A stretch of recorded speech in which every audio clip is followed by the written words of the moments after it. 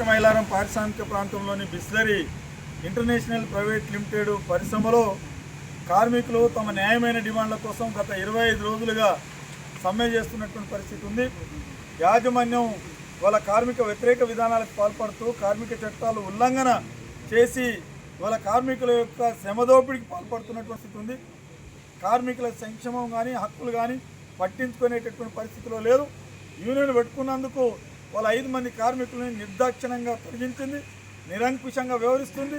వాళ్ళ ప్రజాస్వామిక పద్ధతిలో కార్మికులు తమ నిరసన తెలియజేస్తూ ఉంటే దాన్ని కూడా సహించలేక కార్మికుల మీద బెదిరింపులకు పాల్పడుతున్నటువంటి పరిస్థితి ఉంది. అట్లనే ఇవాళ కార్మికులు కోరుకుంటున్నది ఏంది?